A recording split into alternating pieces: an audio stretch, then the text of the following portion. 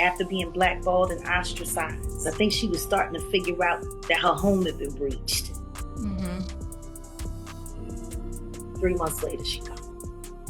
And she died on her son's birthday. So sad. Her son was D'Angelo, who was full of... Oh my goodness. You know Jaguar Wright is in the building, and let me tell you, she is not holding back. Y'all think she's just gonna sit quietly while everyone's talking about Angie Stone? Please. That woman has been calling out the same industry players for years, and guess what? She's absolutely convinced there's no way it's just a coincidence that Angie died just weeks after exposing the very same people. The timing is just too perfect if you ask her. As I was coming through all of this, I soon found out that one of the biggest companies that I was with, Universal Music, it's the second part of the ugly truth. We began to research things to check on my royalties and my statements and things that of that nature, only to find out a lot of my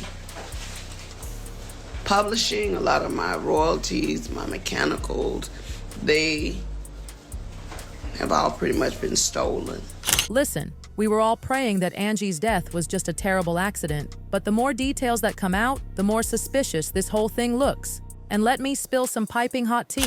There was actually a witness who claimed they helped someone, possibly Angie herself, right after the van crashed initially. This person described exactly what officials are saying about the two collisions with all the chaos when that 18-wheeler slammed into Angie's van. But here's the gag, that witness's TikTok video has completely vanished. It's nowhere to be found. I did some serious digging though and managed to track it down.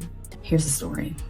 About 4 a.m. on Saturday morning, me and my daughter were driving to Charleston, South Carolina for her Sweet 16 birthday getaway. We came up to a truck with a trailer and its flashers were on, so we slowed down some, and that's when I noticed there was an overturned vehicle in the fast lane. And it looked like it just happened. I pulled over, I put my flashers on, and I told my daughter to stay in the car, and I ran over. It was a van, and I ran over, and there were so many people in this van, and they were just trying to get out, and I asked if they'd called the cops, and they said, we're just trying to get out. And they were helping this woman out off the side of the van, and I grabbed her hand and I helped her get down, and she seemed out of it, and I was holding her hand and she was wobbling around, and I said, baby, you gotta sit down. And then the next thing I know, I flew and I fell down to the ground, and it felt like something not ran over me but brushed over me. Like something just swiped over my body, and I got up and I could hear screaming, and I just focused in on one screaming, and it was my daughter. I mean, seriously, why would she delete that video? Was someone threatening her?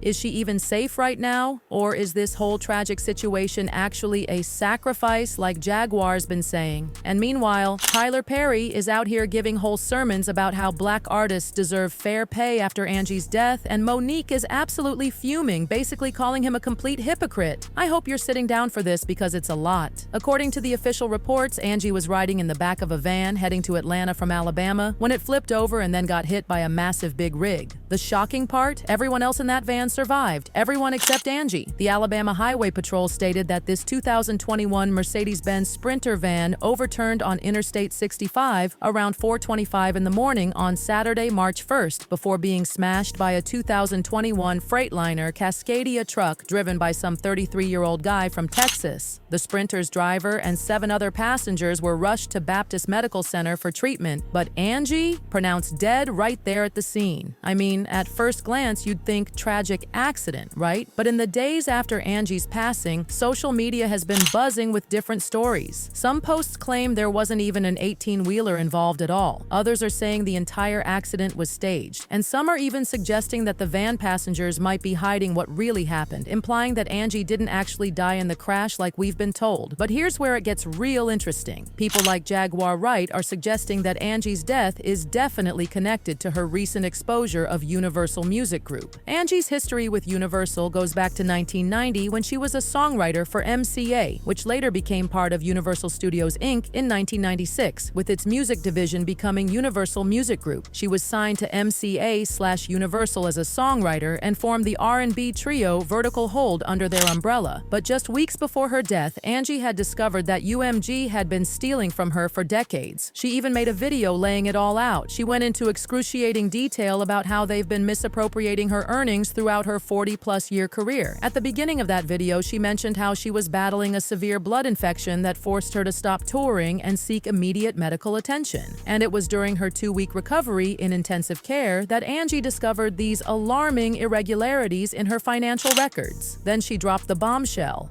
A lot of her publishing, royalties, and mechanicals had basically been stolen by UMG. Angie said that after being in the business for over 40 years, she wondered where all her royalties were going since she wasn't receiving them. She then discovered that Universal Music had been collecting all her royalties and mechanicals. They had taken virtually everything. In her brutally honest video, she expressed just how devastated she was by what she saw as both negligence and deliberate financial misconduct. A walking testimony that God has carried me all this time, because if you only knew how much money they have taken from me, how much they have stolen from me, monies that I'm supposed to be, I should have been able to retire 20 years ago with the money I've made, supposedly. But there are key people that have been driving the ships. And what they've been doing is improperly representing me, improperly stealing from me, taking things in their own hand, changing and switching lanes because they knew I didn't know that part. See, I'm not an attorney. I don't know everything. What I learned how to do was go out, work hard, get paid, come home, pay my bills, take care of my family. That part. The legal side, when you hire attorneys and managers and agents, they're supposed to make sure the gray area over there, that they're in the driver's seat for. She also declared that she was doing everything necessary to make sure UMG paid her for her life's work, not just for herself, but for her children and grandchildren too. She further alleged that proper registration procedures for her songs had been completely neglected and claimed there were several class action lawsuits over songs that were never properly registered by the companies she signed them over to. On top of that, she mentioned she had a team investigating what she believed she was owed, and she warned future artists about the treacherous twists and turns of the industry. Just here to let you know, one way or the other, Universal Music, you're going to have to give up my coins. And so what I'm doing now is whatever is necessary to make sure they pay me for the legacy of my life, for my children and my grandchildren. They're going to have to give me my money. I mean, when you sit back and think Bruno Mars, Dr. Dre, when you think about all these people that have sampled music, if they're filthy rich on it, what's our problem? Or my problem? Oh, yeah.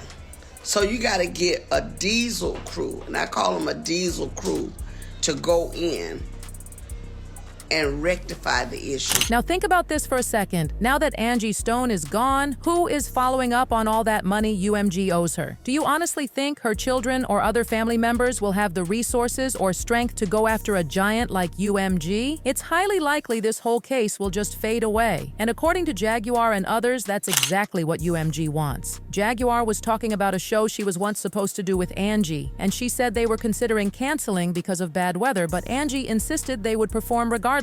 That's just who she was. Then Jaguar dropped this bomb. She believes Angie's death was a sacrifice, and she points out that Angie was moved around in real time on her son's birthday. Jaguar also mentioned that Angie was robbed not long ago and referenced again that Angie was planning to sue UMG for stealing from her. This has raised so many questions. What exactly was stolen from her house? How far had she gotten with the UMG case? Did they have anything to do with the burglary or her death? Jaguar certainly believes there was foul play, just like many others. Personally, I'd love to believe this was just a horrible accident, but clearly many of y'all aren't buying that. And like I mentioned earlier, there was that witness who claimed they helped someone, potentially Angie, right after the van's initial crash. They described exactly what officials are saying about the two collisions, highlighting all the chaos when that 18-wheeler hit. But the fact that she deleted the video after finding out it was Angie is super suspicious. Did someone threaten her to take it down? I mean, if it was just an innocent, truthful account, why would she suddenly pull it? I looked up and there was an 18-wheeler that had crossed the median into into oncoming traffic, and I knew that's what hit me and ran over and brushed over me was the 18-wheeler. And my daughter's freaking out. She'd already called my husband by then and my father-in-law, and I just told her, we've got to get to the hospital. I can't breathe. It was so hard to breathe. I'm gonna post a video of the 18-wheeler after I left the hospital, driving back through to get to my husband and my son. I will not be posting the vehicle in the video because somebody did pass away. They did. And I won't be posting that for respect for their family. This death has also reopened some deep wounds for certain people, like Monique, who took to Instagram to absolutely blast Tyler Perry's tribute. In case you missed it, Tyler delivered this powerful eulogy at Angie Stone's memorial, blending heartfelt tribute with some sharp criticism of how the music industry exploits artists. While speaking to the grieving crowd, he honored Angie while condemning the systemic injustices that denied her, and so many others, the financial rewards they truly deserved. Y'all gotta forgive me because I'm angry at the way she was treated. I did not know all the things that she was going through. Recently, I found out because I'm not on Instagram. I'm not being hooked and manipulated by an algorithm telling me what to think and how to feel.